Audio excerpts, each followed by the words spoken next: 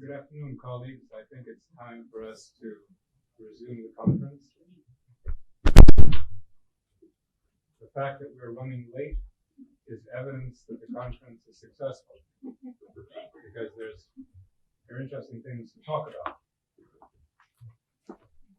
If we were ahead of schedule, there would be no problem.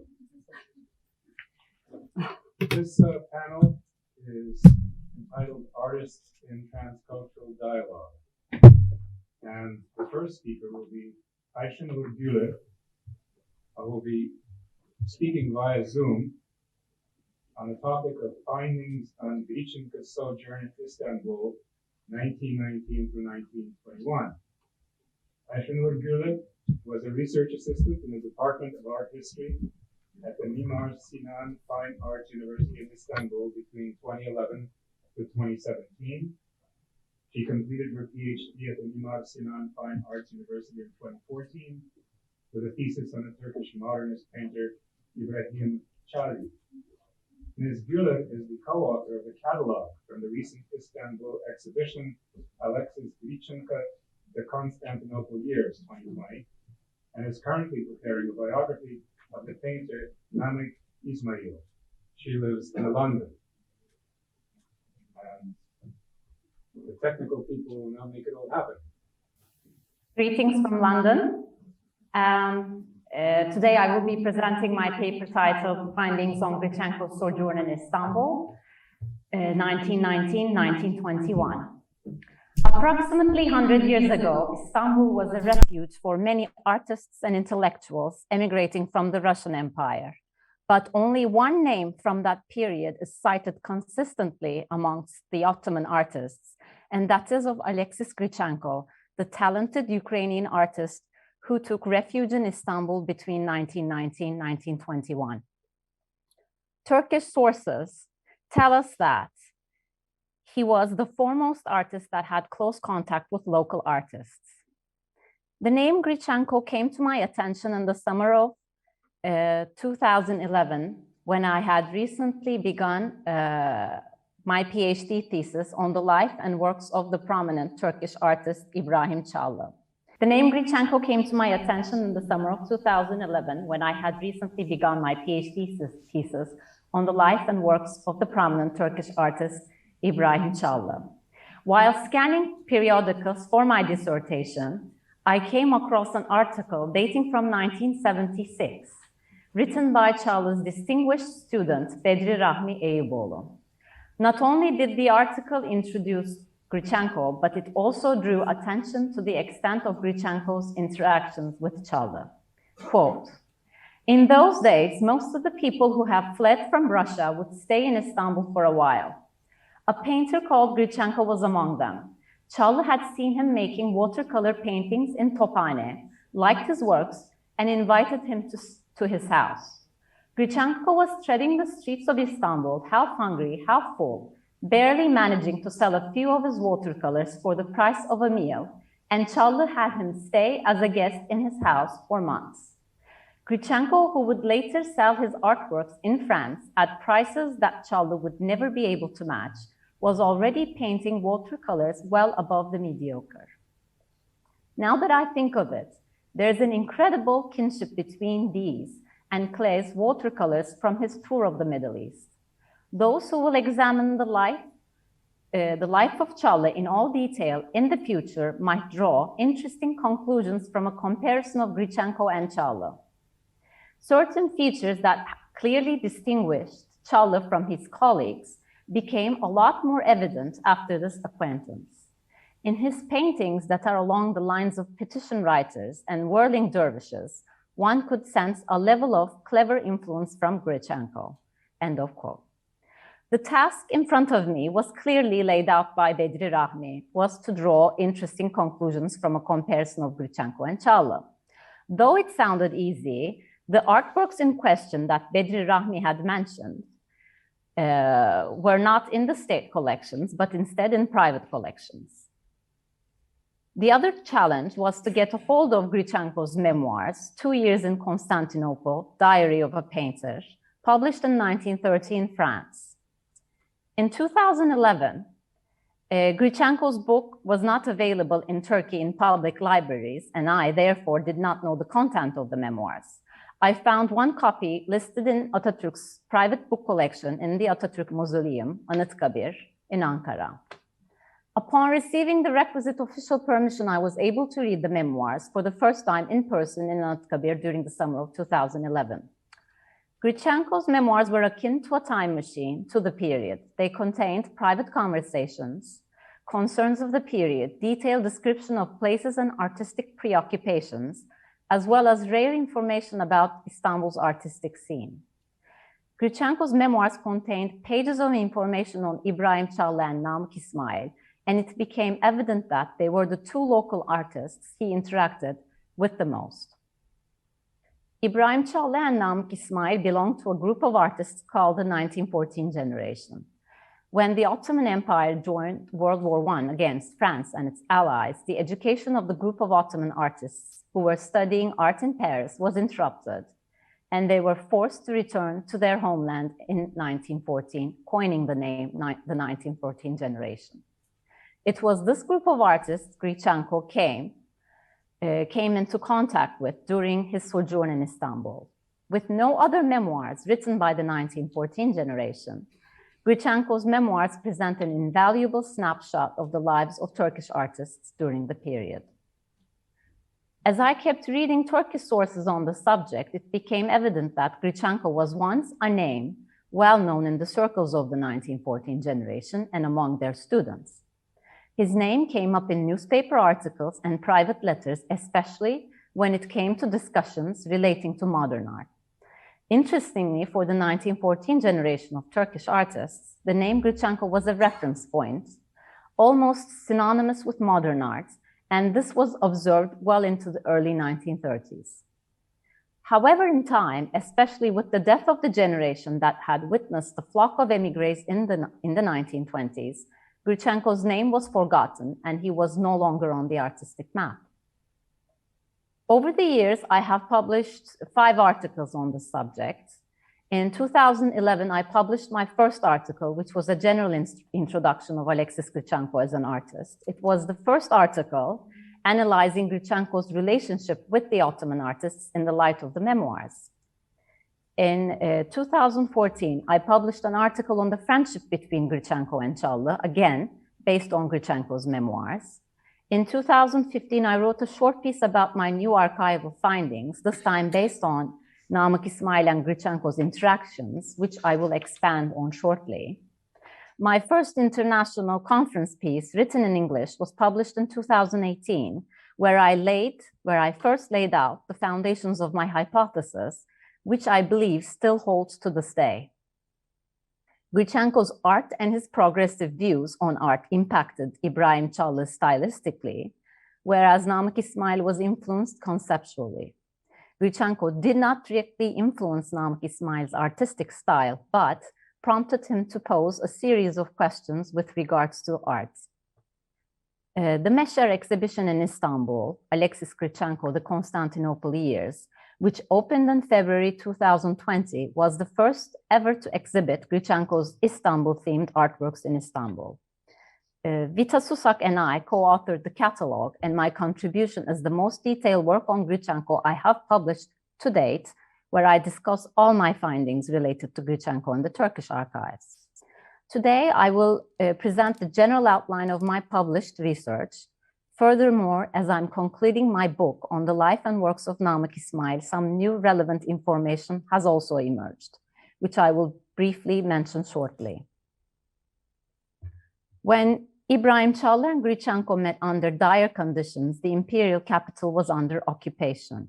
During this time, Gritchenko was an important source of information for Ottoman artists, since they could not travel abroad and experience the developments in art in person. Çallı was eager to spend time with Gritchenko and introduced him to many of his friends and colleagues in Istanbul's art scene. Çallı was one of the first Ottoman artists to recognize Gritchenko's talent. Çallı's flamboyant character and his efforts to sell Gritchenko's works were vividly described by Gritchenko in his memoirs. Çallı even opened his home to his foreign friend when Gritchenko was undergoing great hardship.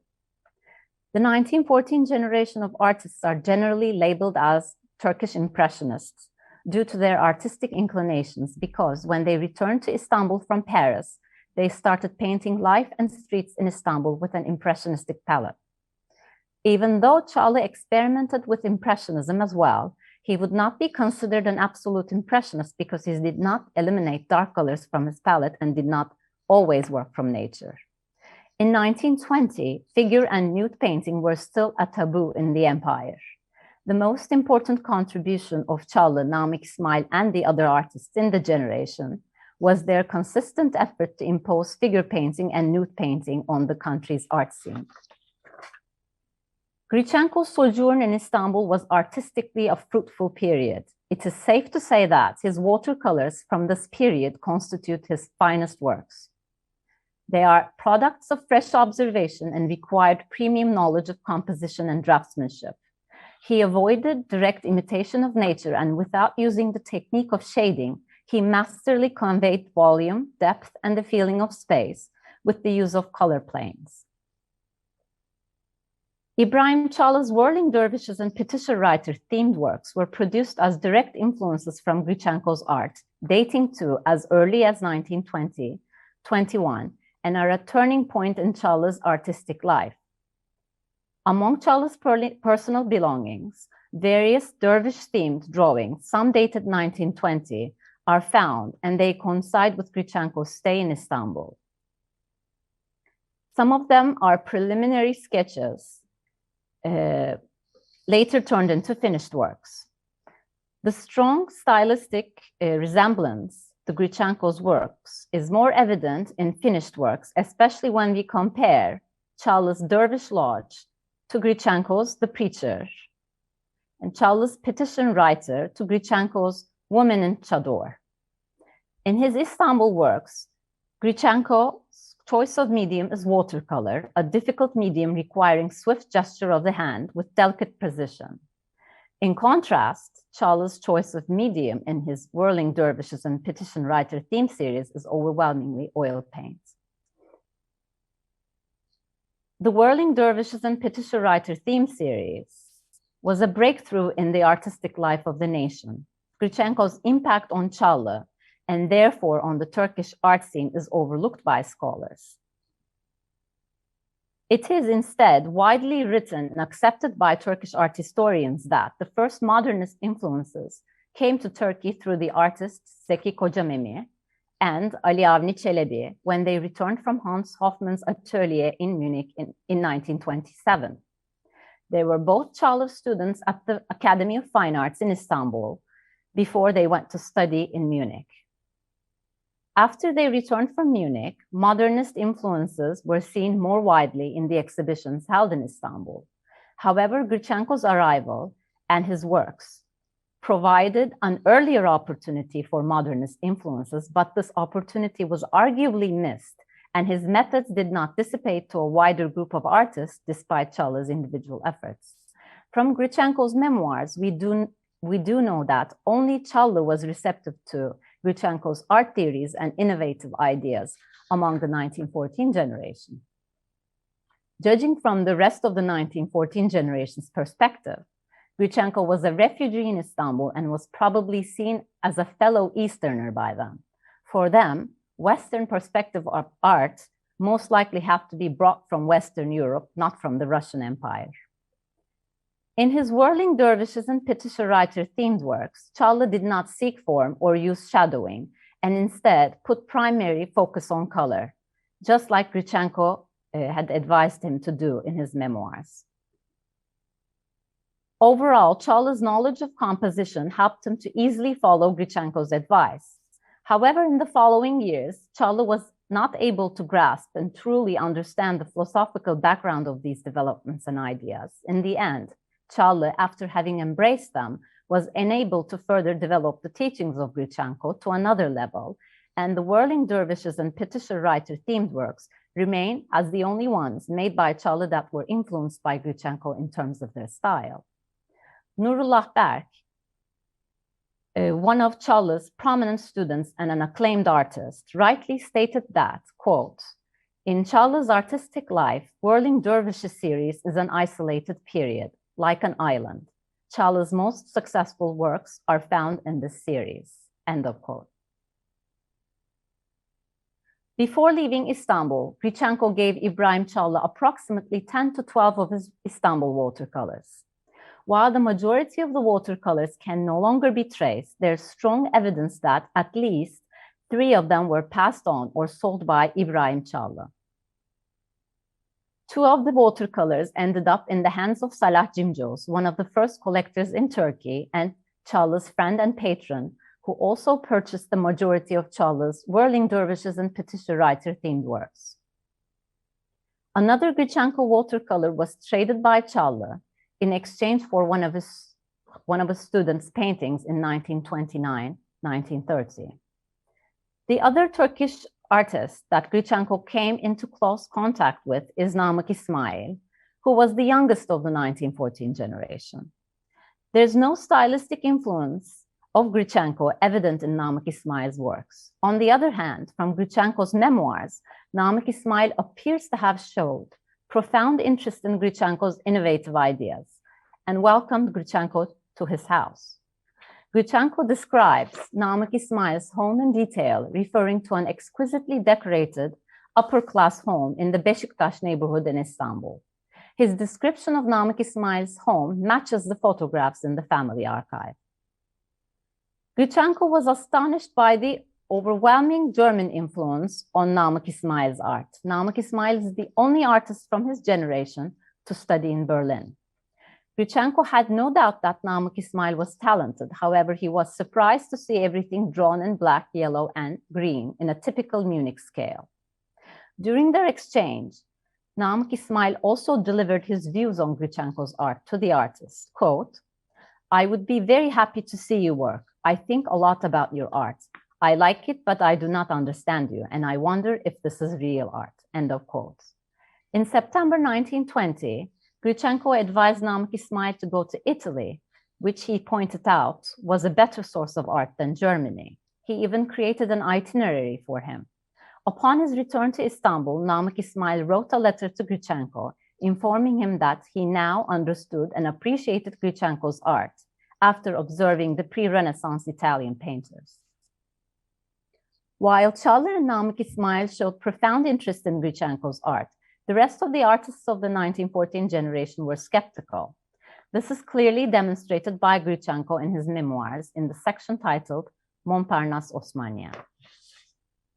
In 1921, American Byzanthologist and collector Thomas Whitmore purchased a collection of Gritchenko watercolors, which allowed Gritchenko to leave Istanbul for Greece. Later in the year, he went from Greece to Paris, where he achieved great acclaim in Salon d'Automne with his watercolors made in Istanbul. I have discovered that Gritchenko sent 3 black and white reproductions he had made and had exhibited in the Salon d'Automne in 1921 to Ibrahim Çağla. In 2013, as I was doing further research on Gritchenko in Paris, a photograph of Gritchenko by Nadia caught my attention. I knew I had seen the face on the photograph before, but I was not sure where I had seen it. When I went back to Istanbul, I went through all my books on the 1914 generation and finally found the face on Zeynep Rona''s book titled Namık İsmail, published in 1992. The painting in question was executed by Namık İsmail, titled Portrait, dated 1925, and the identity of the sitter was not specified in the book. I was sure and made the attribution that the sitter was Gritchenko. The identity of the model had indeed remained a mystery to Namık İsmail's descendants until my attribution. I was initially skeptical that the date of the painting was 1925, as stated by Rona and as implied by the reading of the date on the painting using Eastern Arabic numerals. I instead ascribed 1920 based on the reading using Western Arabic numerals as the likely date of this portrait, because Gritchenko had left Istanbul in 1921, making it unlikely that Namık İsmail would have painted him 4 years later. In addition, I knew at the time that in year 1924, Namık İsmail had traveled to Paris with his wife Mediha, What I did not know was the length of his stay, and I did not think it would have lasted until 1925, when on February 19th of that year, he is known to have been recommended to the Academy in Istanbul as a painting teaching staff by other members of the faculty. My conclusions regarding when the Gritchenko portrait may have been painted by Namık Ismail were partly based on a watercolor painted by Gritchenko in 1920 that I found during my research, which depicts a cemetery in Istanbul and is dedicated to Madame Mediha Namık in 1924 in Paris, proving that the two artists had met in Paris during Namık Ismail's stay there. A letter I have found written by Ruhi Aral, addressed to Namık Ismail, is another document proving that Gritchenko and Namık Ismail met in Paris in 1924. At the time, there was no indication that the two had interacted after 1924. As I have further researched Namık Ismail's life, I have discovered new information proving that the Gritchenko portrait must have indeed been painted in 1925. I have recently found a photograph of the 1925 Galatasaray exhibition space located in Istanbul showing Namık Ismail's Gritchenko portrait among the exhibited works. This is a major finding that would have eluded researchers since the Gritchenko portrait is not listed in the 1925 Galatasaray exhibition catalog, making this visual evidence unique. The visual evidence will be provided in my upcoming book titled Namık Ismail. In addition, my review of the Istanbul Painting and Sculpture Museum collection brought to my attention works by Namık Ismail dated 1925, depicting the Luxembourg Park in Paris. These works prove that Namık Ismail's Paris stay must have extended into 1925, perhaps lasting a little over a year. Finally, I have found new evidence documenting previously unknown interactions between Namık Ismail and Gritchenko well into the early 1930s, demonstrating that their last contact was indeed not in the mid-1920s. The visual and the documents, the evidence will be provided in my upcoming book titled Namık Ismail. In summary, Gritchenko's short but productive sojourn in Istanbul had a profound impact on local artists, and this is what distinguishes him and makes him truly unique. The publication of Gritchenko's memoirs in Turkish by Yapı Kredi Yayınları in 2019 and the following Meşer exhibition in 2020 have been a turning point in terms of introducing Gritchenko to Turkish audiences. It was also a timely reminder to Istanbul's residents that 100 years ago, Istanbul was a city harboring refugees just like today. The historic significance of the Meşer exhibition became more apparent after Russia's war on Ukraine. Gritchenko's works are a source of national pride, and it is hard to predict when many of Gritchenko's works, which are housed in Ukraine, will again see the light of day. Thank you.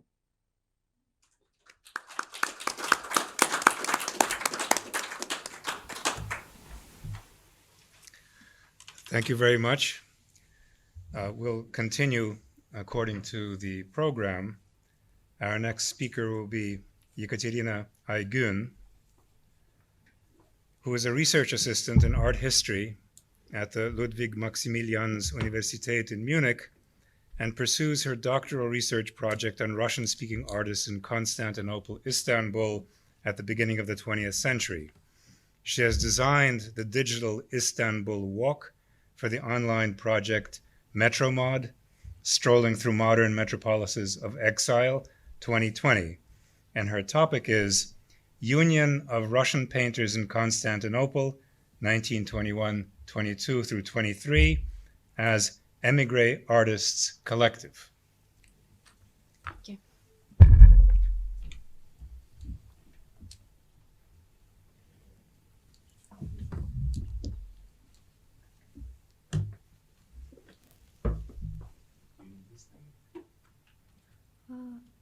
No, thank you. How should we start in this way? Okay. Well, The title of my presentation is The Union of Russian Painters in Constantinople, 1921/1922 to 1923, as an Émigré artists collective. The artist Maria Bashkirsova once wrote the following: "That's what always horrified me, to live, be so ambitious, suffer, cry, fight, and in the end, oblivion. Oblivion as if you had never existed." Unfortunately, oblivion befell many Russian-speaking Émigré artists of the early 20th century. Firstly, because many of them left their homelands and had to change their professional preferences to fit well into their host countries. And secondly, because their personal belongings and artworks were lost or sold in the process of moving from one country to another. In this sense, members of the Union of Russian Painters in Constantinople are no exception, since so far many of them were not included in any of the reference books and were not mentioned in any of the studies on Émigré artists from the former Russian Empire. All this despite the fact that while in Constantinople, the artists did a tremendous amount of work and became famous among locals and foreigners of the city.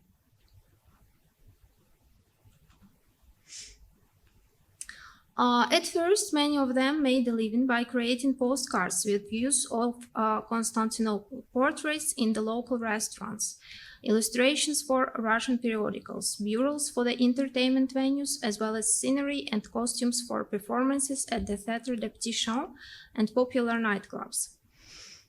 In the case of female artists, the most common area of employment was drawing lessons for children from the local wealthy families. Modest and mostly individual exhibitions also took place, but in the absence of galleries in the city, they were organized at the Russian embassy, hotels such as Pera Palace and Medieval Palace, and the Jules Kanzler photo studio.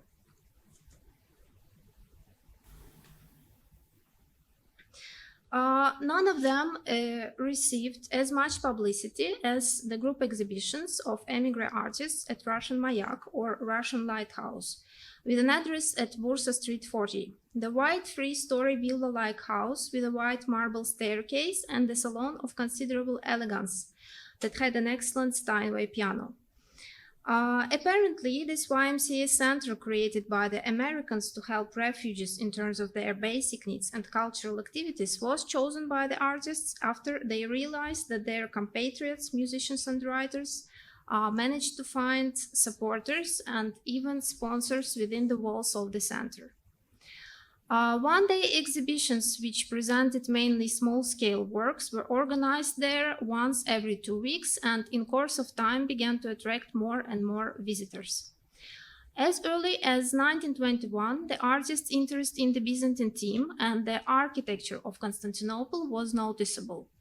In addition to painting, sculpture, and applied arts, especially wooden objects such as toys, jewel boxes, and frames were presented.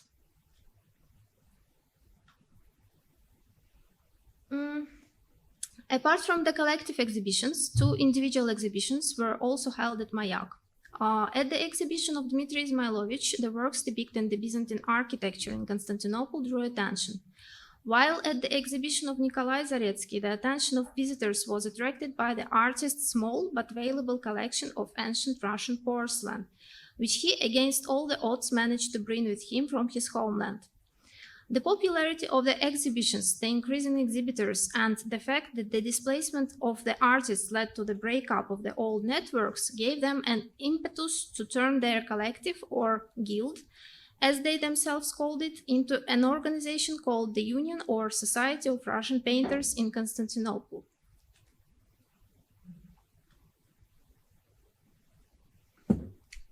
Another cause of the union's formation could be the support of their guardian angel, Foster Waterman Stearns, the first secretary at the American Embassy, who happened to work as a librarian at the Museum of Fine Arts in Boston before his job position in Constantinople.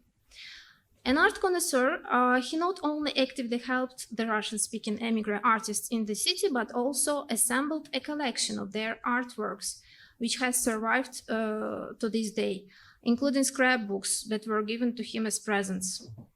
In January 1922, he and his wife, Marta Stearns, opened a studio for the artist in the immediate vicinity of Taksim Square.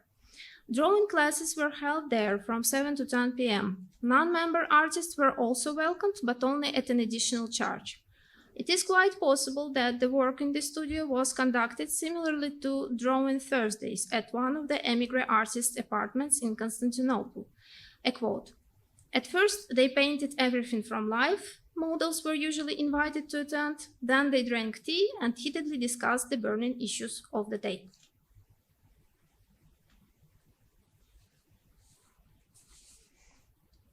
Thus, by January 1922, the union began to function in a formal way. There was a board periodically replenished with temporary members. Membership fees were paid. New members were elected by ballot. Membership cards that featured a seal with a scorpion and were signed by the chairman of the union were issued. Regular meetings were held, and the reports of the exhibition commissions were heard. Furthermore, the supporters of the union, such as one of the Mayak's directors, Mr. Arison, above-mentioned Foster Waterman Stearns and his wife, Marta Stearns, Chief of Staff of United States Naval Forces in Turkey, Philip Hepburn, the director of the Société Immobilière, Max Pompey, the secretary of the American Embassy, Gardner Hovland Shaw, and finally the director of the Imperial Academy of Fine Arts in Constantinople, Cemil Cem, were elected as its honorary members. The union was led by painter and sculptor Vladimir Stepanovich Ivanov, thanks to whom it not only functioned, but also, a quote, helped its members find work, supported them in difficult times, and didn't allow to be discouraged those who were tired and weakened.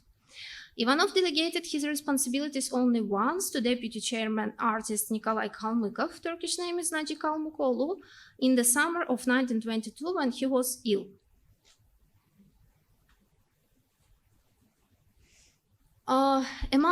Among other leaders of the union were sociable and friendly painter Dmitry Izmailovich, who was known as an exhibition arranger, architect Vladimir Petrovich Fridolin, painter Nikolai Vasiliev and graphic artist Nikolai Zaretsky, as well as sculptors Roman Belinsky and Fyodor Makurin. As active and devoted artists can also be listed the sand designer Vladimir Babritsky, portrait artist Nikolai Becker, caricaturist Vladimir Kadulin under the pseudonym Mitrich, Nikolai Perov, some of whose works resembled the ones by Mikhail Nesterov and others. It also stands to mention painters Tatiana Alexinsky-Lukina and Lydia Nikanorova, as well as the sculptor Iraida Bari, 3 of the 7 known to us female artists related to the union.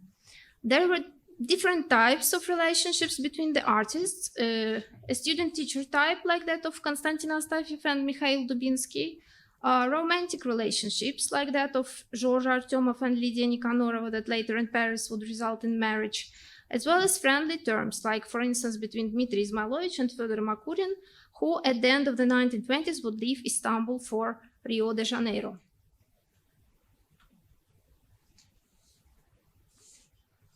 Many of the union's members were graduates of such leading art institutions of the former Russian Empire as the St. Petersburg Imperial Academy of Arts, the Moscow School of Painting, Sculpture and Architecture, the Ukrainian Academy of Arts in Kiev, and the Kharkiv School of Art. Along with the classical repertoire of the art academies, works by Impressionists as well as Cubo-Futurists hung side by side at the exhibitions of the Union, which of course could not but surprise the visitors. By summer 1922, when the number of members of this ambitious society, as a Red Cross relief worker from the United States, Eugenia Baumgartner, called it, when it doubled from 30 to 60, it was decided to hold the first major exhibition, for the organization of which the building of the Taksim military barracks that no longer exists, commonly known at the time by the name McMahon, was allocated.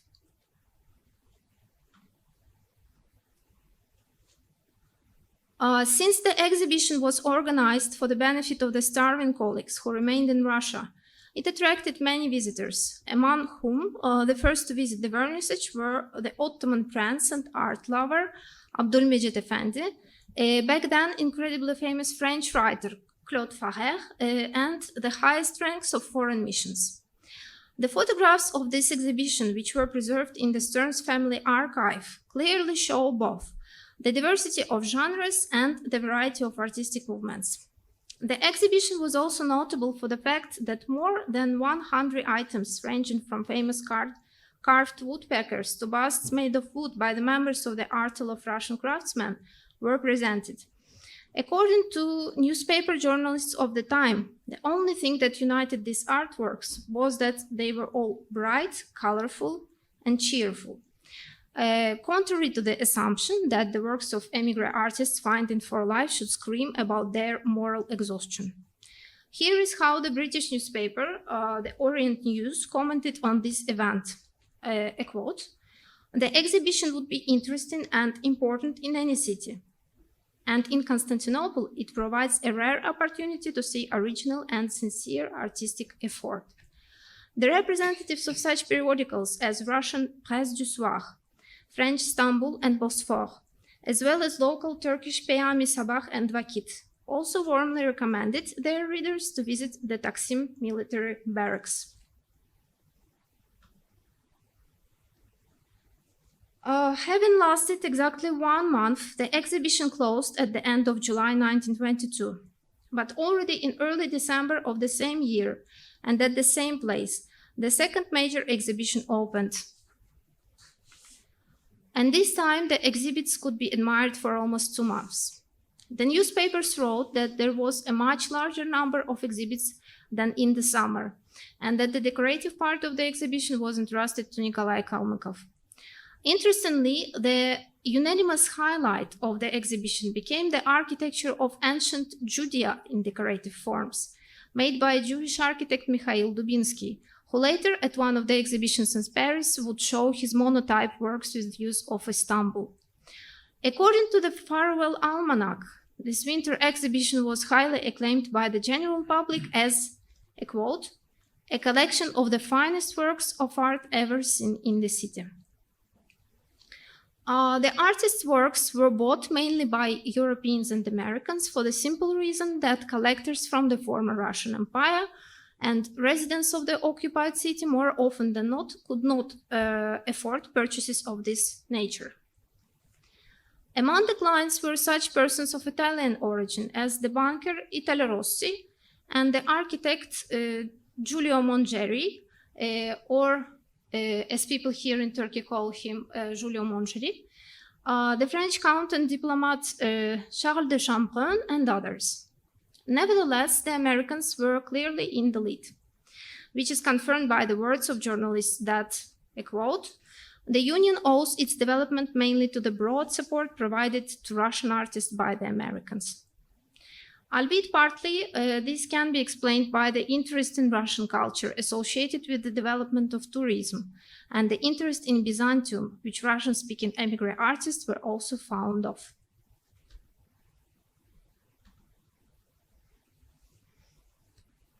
The next exhibition opened a little less than half a year later, in June 1923, at one of the YMCA branches of the city, next to the American Embassy. Journalists who attended the event noted a small number of exhibits and that the audience at the opening was not numerous but elite. This time, the most positive comments went to the artist Boris Egis, who actively advanced in the field of portraiture. Despite being a new member of the Union, he presented 15 works at the exhibition, one of which, Biyadu, or Love Letter in English, was brought by him from the former Russian Empire. Alas, this exhibition became the last one.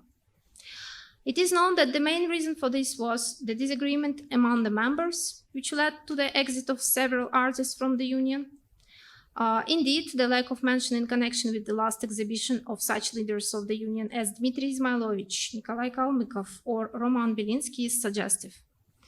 Yet, another important cause was the general departure of the Union's members, many of whom received visas and went to France and the United States, believing that in these countries there will be more opportunities for them as artists.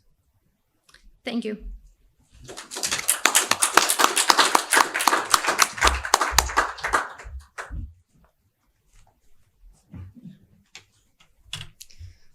Another example of the richness of the material, all of which could be studied and will be studied in more detail, I'm sure.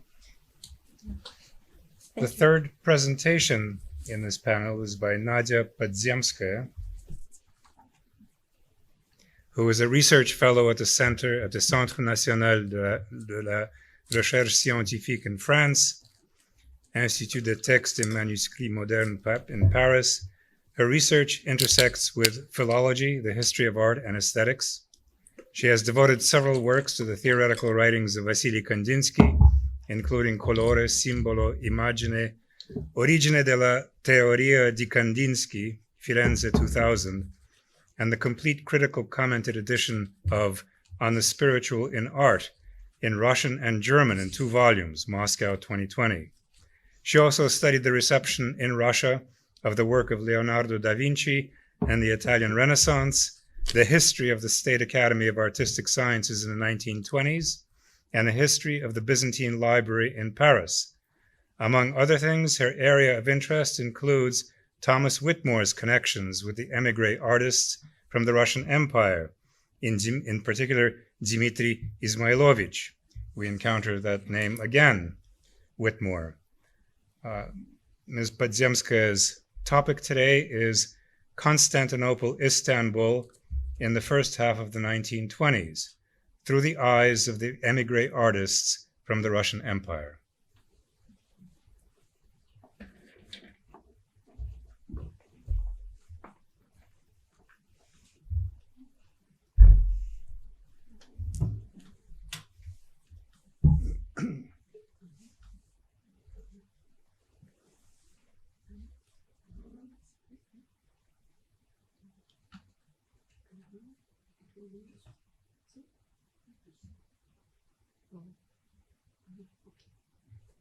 Thank you very much.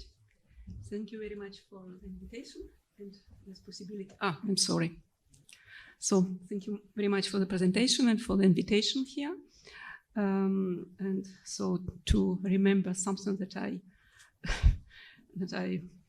I researched 25 years ago, but now it can be interesting to go on. So. In his book, 2 ans Constantinople, 2 years in Constantinople, Paris 1930, the artist Alexei Gritchenko tells the story of how he got to know Mitya, Dmitry Izmailovich, in the winter of 1920, of how they wandered about the city together, making sketches and talking endlessly about art. I will show some works of Gritchenko. This is one I think was in collection of Thomas Whitmore, and then others from the book of Ayşenur, Güler, and Vita Susak. So Gritchenko's watercolors and drawings of this period depict urban landscapes, are filled with human figures, people in mosques, crowds in the streets, lively street scenes, dervish dances. The human figures are treated as spots of color. They animate the large, often schematically painted planes of architectural detail, whose bold dynamics form the basis of simple color compositions, free of superfluous additions. These watercolors were to become the artist's calling card in Paris, where they were a great success in the first 20s. It is likely that Gritchenko had a degree of influence on Izmailovich's watercolor landscape studies. Some of them may have been painted during the course of their short walks. A teacher-student relationship developed between the two artists. In fact, Izmailovich had studied painting as a child, and in Kiev, where he was at the time of the revolution, he had been accepted at the Ukrainian Academy of Arts and began to exhibit. But of course, he was only a novice artist compared to Gritchenko, who considered himself a maestro. Gritchenko had first-hand knowledge of French modernism and was an active participant in the lively artistic life of Moscow in the second half of the 10th. He was also an acknowledged expert of icons and author of several books, among them on the relationship of Russian painting to Byzantium and the West in the 13th-20th century, and the Russian icon as an art of painting. Unlike Gritchenko's, so I am showing you these are works of Izmailovich, but you see that it is very different from Gritchenko, yes? Unlike Gritchenko's, which leave an impression of a finished work, Izmailovich watercolors are sketches, studies, experiments, and searches for his own style, his own specific view. The fundamental difference from Gritchenko's watercolors is that, with a very rare exception, they contain no human figures. Izmailovich depicts an empty city. The only living things in them are trees and occasional animals, goats in a derelict mosque, for instance. Unlike Gritchenko's bustling eastern city life, Izmailovich's Constantinople is a desert architectural phantom. But you see, there are some interesting things where he is searching for decorative elements or for compositions, for instance. These things are, no, it's, where is that? Big details, no, that's something else. So good. And human figures enter the artist's landscape only in the copies of the Byzantine frescoes and mosaics, mostly of Kahri Jami, which Izmailovich worked on in the mid-20s. The turning point, as Izmailovich himself confirmed, was a commission to make copies of one Byzantine mosaic at Kahri Jami, which he received from the Secretary of an American Embassy, Gardiner Holland Shaw. Much later, in a letter from Rio de Janeiro to Jean-Gabriel Lemoine, director of Museum of Painting in Bordeaux, the artist admitted, "This commission pointed me in the direction of Byzantine art, a subject in which I had previously gained an understanding with the extremely valuable guidance imparted to me by painter Gritchenko." Here you see a painting by Gritchenko inspired of Byzantine frescoes. Once I had plunged into the study of Byzantine art, I decided to make a complete survey of the frescoes in the Kahri Jami chapel, as well as of other mosaics. It is important to note that the Imperial Russian Archaeological Institute had initiated a series of works in the survey, the first part of which had been published. These works were halted in 2012. This gave me the idea of continuing these works at my own risk.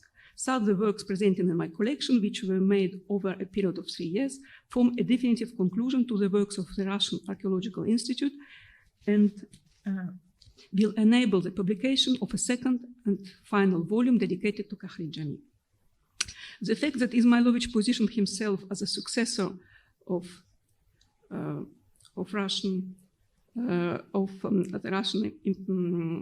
Russian Institute, which had closed at the very start of the First World War, is no accident. In the early 20s, the idea of resuming its activities was on the agenda, and in 24, Soviet scholars Mikhail Alpatov and Nikolai Brunov were sent to Constantinople with the task of familiarizing themselves with the situation of the Russian Archaeological Institute in Constantinople, whose destiny was an issue of keen interest for all academic institutions. Also, we have no direct evidence of the meeting with Izmailovich. Such an event would have been more than likely. Alpatov and Brunov noted the catastrophic state of the crumbling Byzantine monuments, in particular Kahri Jami and Odala Jami, which the artist was also involved with. In the numerous reports on the mission published in various journals, Alpatov and Brunov tried to persuade the international academic community to unite around works that would save them and implement a systematic study of them. In the summer of 26, Izmailovich met Viktor Lazarev. So you see here.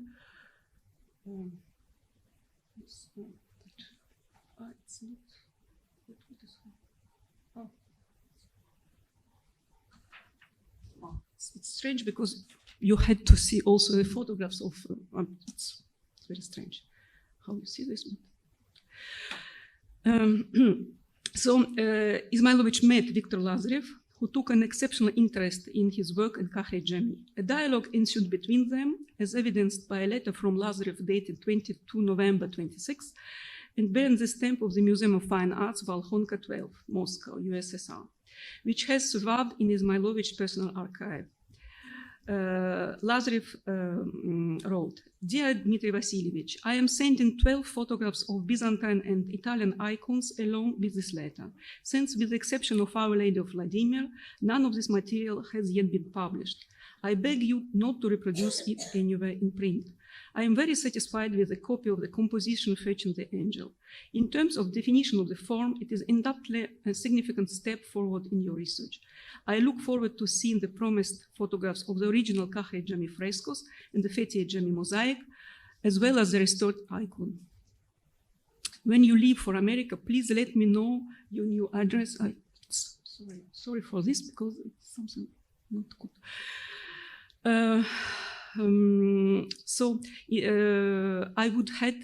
I would hate to lose contact with you. In the near future, I will let you know the names of the saints that you are interested in from the frescoes you have copied. In the meantime, I shake you warmly by the hand. Sincerely yours, Viktor Lazarev. It's a very interesting letter because it is, you see that Izmailovich is in contact, in straight contact, direct contact with a Byzantinist, and not only Viktor Lazarev, but others too, to make research about the Byzantine art, and then you see the interest of Byzantinists to what he is doing. While in Istanbul, Izmailovich had not only made contact with the gardener Hornshaw, but also with Thomas Whitmore, who had followed the progress of his work on the Kakhe-Jemi copies with great interest. The concluding and clearly the most intensive stage of the work, which took place in the summer of the autumn 26, is documented in letters from the artist to Whitmore in August and December of that year, to which he attached photographs of his copies, 9 copies in August and 10 in December.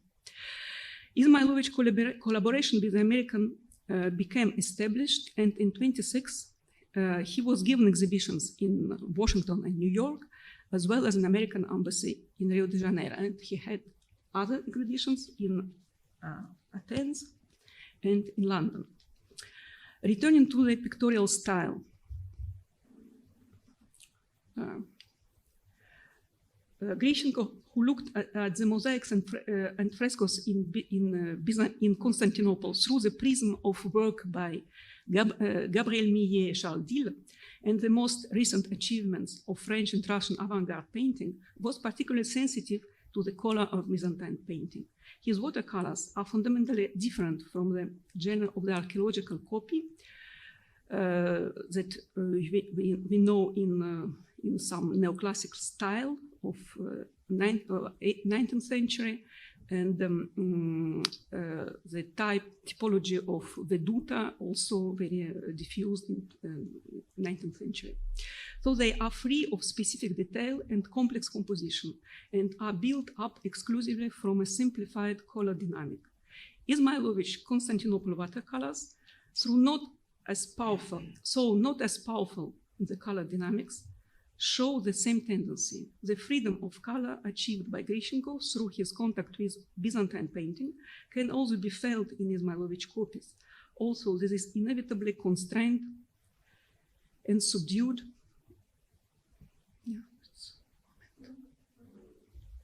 by the demand for precision.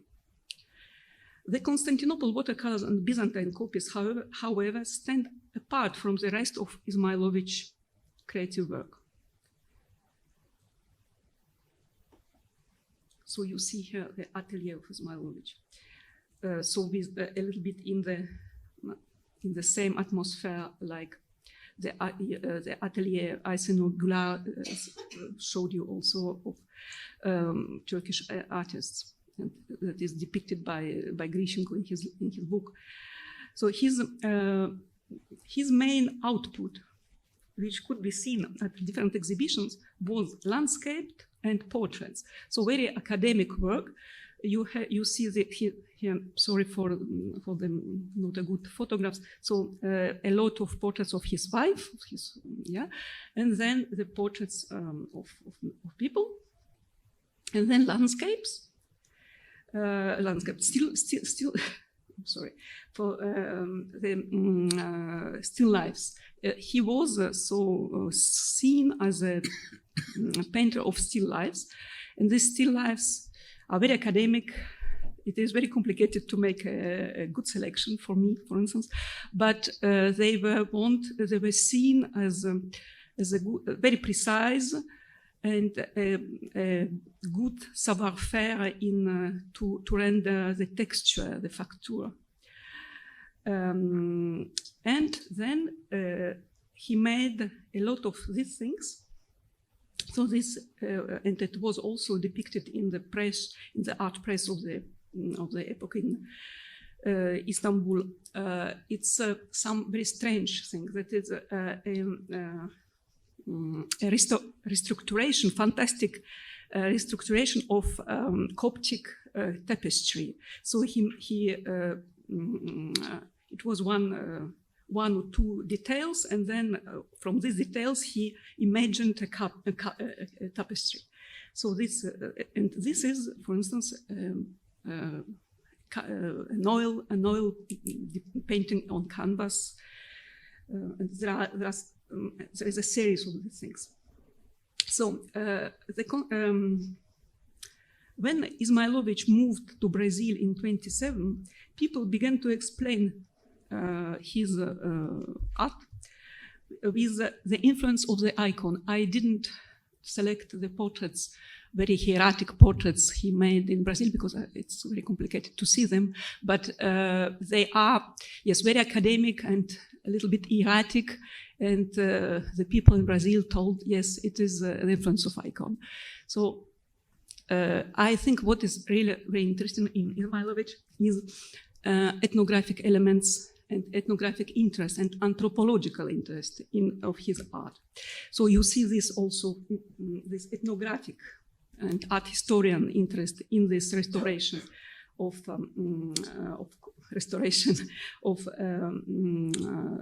Coptic tapestry, but it is more. So when Izmailović exhibited his works in London in 1928, there was section of his exhibition with the general title Ethnographic Studies, including portraits of ethnic characters who inhabited Istanbul. Russian artists, a Turk, an Arab, an Armenian, and Greek. So maybe this one is, I don't know, one of the series. When Izmailović came to Istanbul, he continued this work. So just, yes. So when Izmailović's Byzantine copies are seen within the context of the work of the Russian Archaeological Institute, they are forced to take a different view of his watercolors, in which local people were not depicted.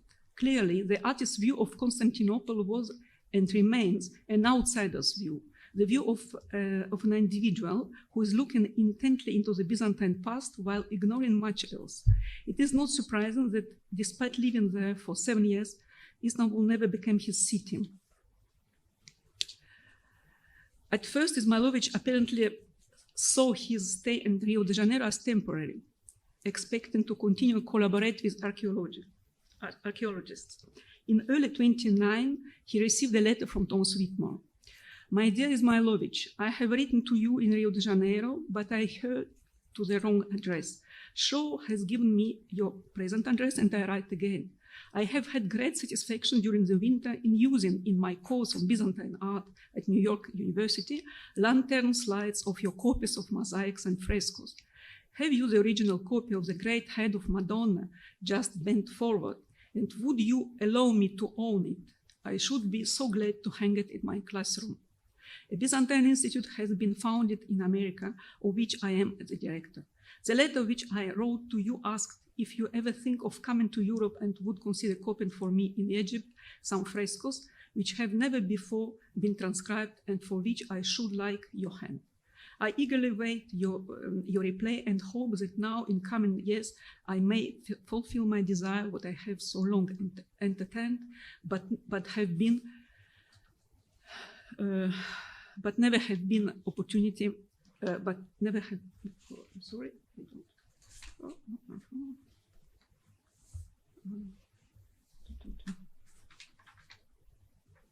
I don't have the end, but it's not so important. So yes, Thomas Whitmore invited Izmailović to collaborate with him in Egypt, but Izmailović doesn't make this.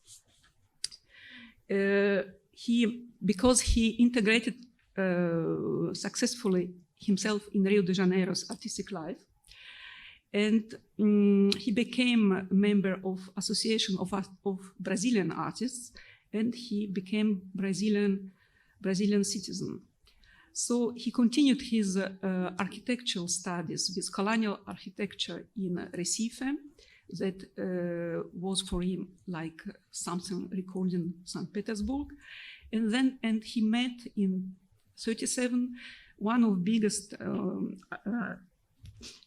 anthropologists in Brazil, Gilberto Freire, and he illustrated his books on Mocambos. In 1937, Russian language newspapers reported that Brazilian artists considered him one of their own. And in the same year, Izmailović was granted by Brazilian citizenship. He was very interested in to sketch the mixed population of Recife, Africans, Indians, Dutch, and he made acquaintance with one of the most important anthropologists of this time, Arthur Ramos, who is recognized internationally as a leading expert of Afro-Brazilian culture. And he made and he included in his book in his introduction to the Brazilian anthropology, the drawings made by Izmailović of different types of people that were in Brazil. And these drawings are good drawings that are conserved in the National Museum in Rio de Janeiro.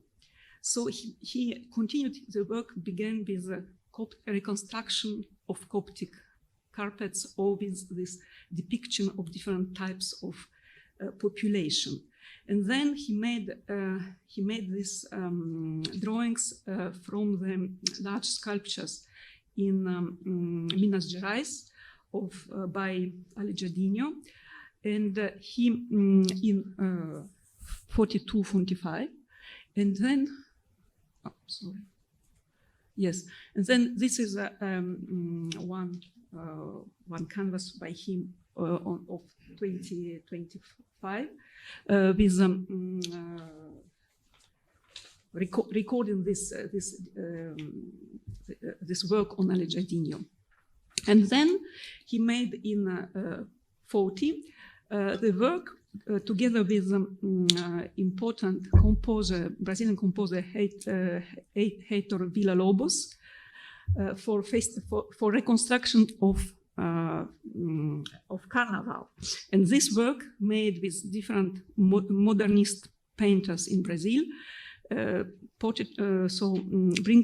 to him to make a big triptych, Saudade de Cordal, where you see himself, the auto-portrait, self-portrait, with others, with Villa-Lobos and other people, known people and not known people. So he is really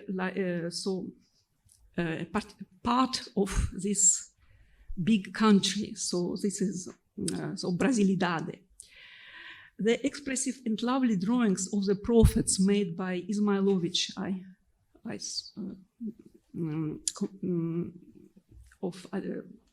by Aleijadinho, can be compared with his copies of Kahejemi. However, the way that the artist made use of them in his subsequent compositions is fundamentally different. Whereas in Brazil, the artist's ethnographic anthropological concerns became part of a dialogue with the most prominent scholars in anthropology, whose research contributed to the formation of national artistic identity. This was impossible in Istanbul during the early years of the Turkish Republic, when he was. Izmailovic's work was oriented exclusively to the concerns of an international context and was related mostly to the Russian artistic tradition. This is the reason maybe that he left Istanbul and decided to stay in Rio de Janeiro. So, thank you. Спасибо.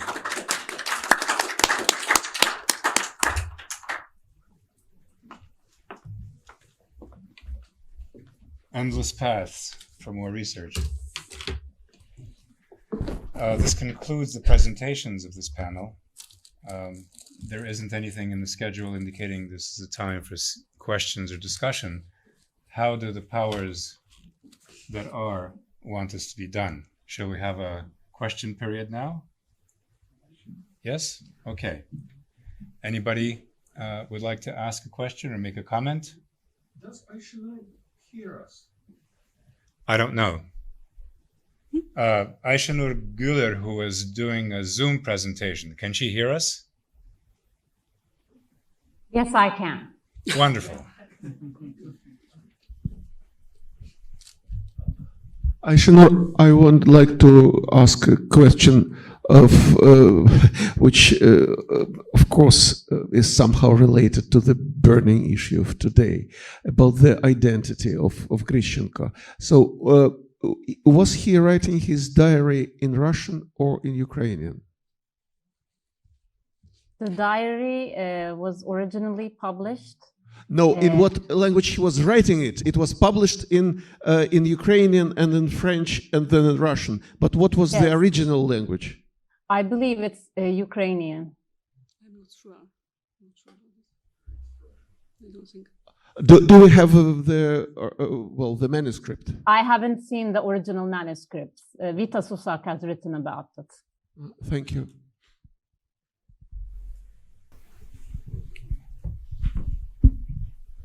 I have a question to Ekaterina Aygün. You mentioned Irida Barry among the members of the union, which surprises me very much because the union disintegrates very early at a time when she is busy with her personal life. At that point, she is not actively engaged in doing sculpture. In fact, it is much later that she turns to art. By the way, she never graduated from the academy. We will talk about that in a second. So what is your source of this information? Well, thank you very much for your question. My source for this information were many different periodicals in different languages, including Russian and French, if I'm not mistaken. I came across her name once in Russian periodicals and once in French periodicals. And it's interesting because in Russian periodicals, the art critics, in Russian periodicals, the art critics were not satisfied with her sculptures. Whilst in the French periodicals, the art critics praised her sculptures. And what is the date of these sources? Well, she was mentioned in connection to the exhibition in 1922 and 1923. Yeah. Interesting. Thank you.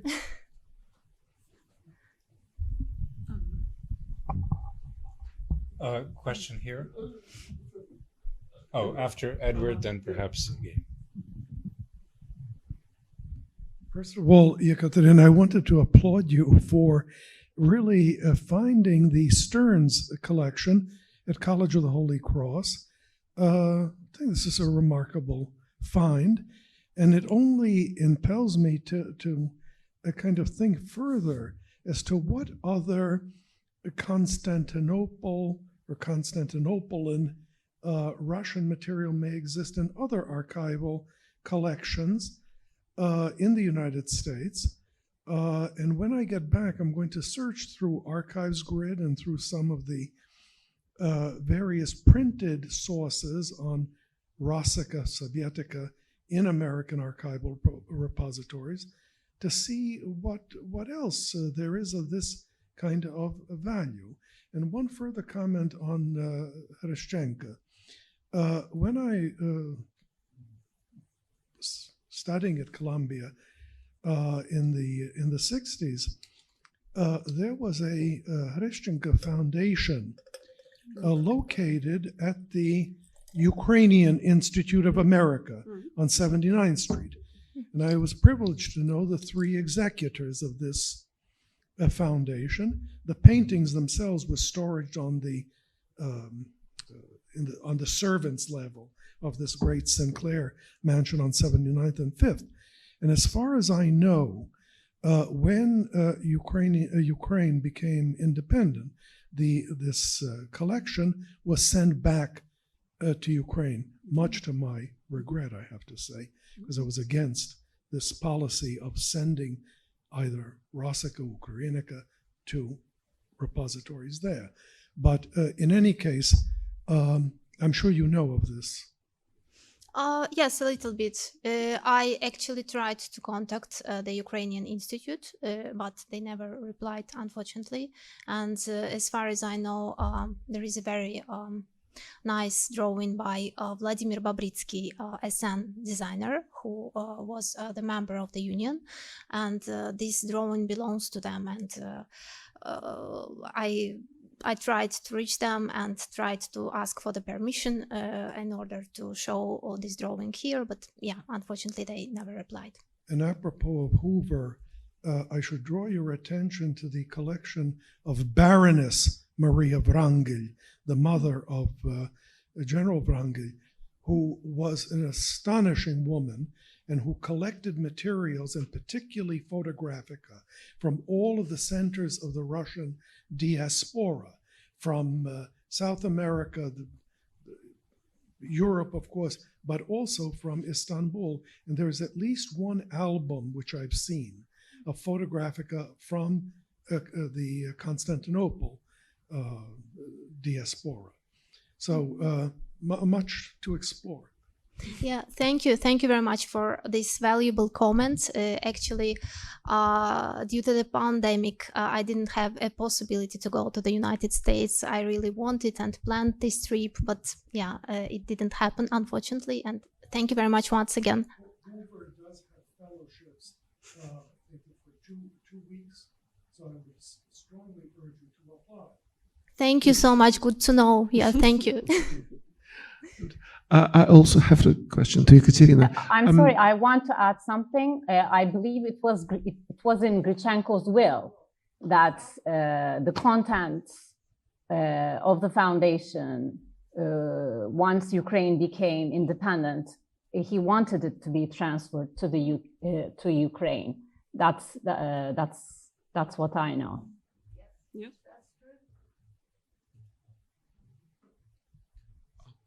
May I? Ekaterina, do you know the name Nikolai Sarafanov? Yes, sure. Was he part of this association? Yes, he was the member of the Union of Russian Painters in Constantinople, but if I'm not mistaken, he joined the union very late, at the very end of its existence. Uh-huh. And have you heard about some Byzantine or Byzantium influenced paintings by a lady member of this named Rode? Yes, sure. Actually, she was not exactly the member of the union, because the union had actually 2 chapters in its history. The one was 1921, the first one, and the second one was 1922, 1923. So Rode joined the Guild of Russian artists in Constantinople, which after was transformed into the union. So she joined the guild at the very beginning of its existence, and it was a very short period. And during this very short period of time, she was working on the copies of frescoes and mosaics at the Kariye Camii. So they were shown at one of the exhibitions of the Guild in Constantinople and at Mayak, if I'm not mistaken. Yeah. Do you know where they are kept now? Did they survive at all? Sorry? Did they survive, these copies? Well, it's a very interesting story. I contacted Andrei Bulach, who is a relative of Varvara Rode. And as far as I understood, unfortunately, they probably were sold or bought by someone. So the family of Bulach, doesn't possess them, unfortunately. Thank you. So I'm sorry, I had a question. You showed this photograph of 22, no, Taksim, this military barracks.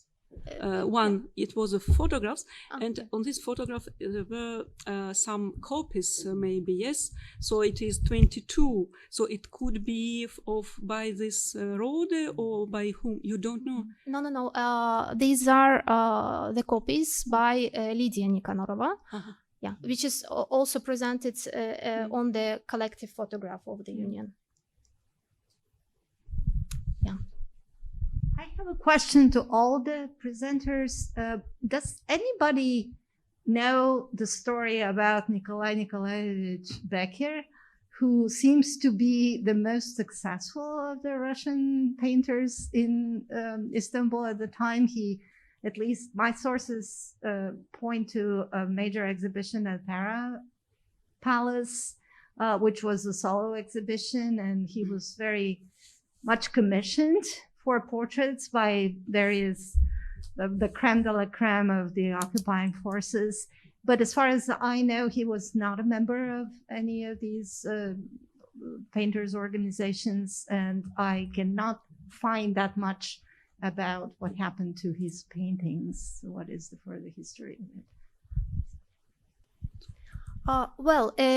Actually, he was the member of the Union, and it's actually mentioned in the almanac Farewell, if I'm not mistaken, and Les Russes sur le Bosphore, that he organized his exhibitions, 2 exhibitions at the Pera Palace as the member of the Union.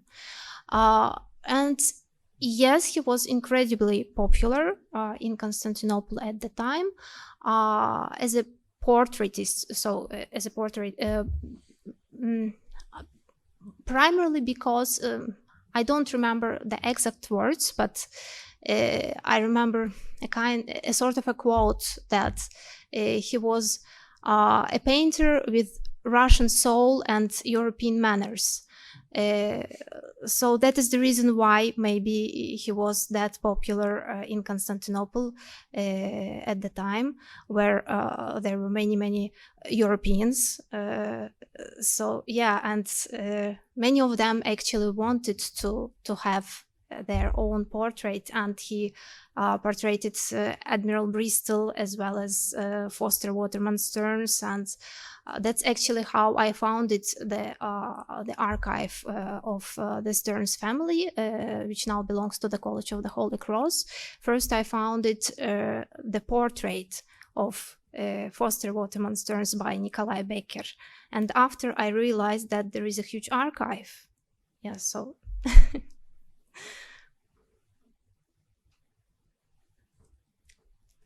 Well, if there are no more questions, how shall we handle the schedule? We were supposed to have a half-hour-long coffee break, but we're about an hour behind.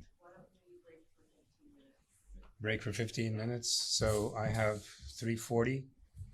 We'll come back at 5 to 4.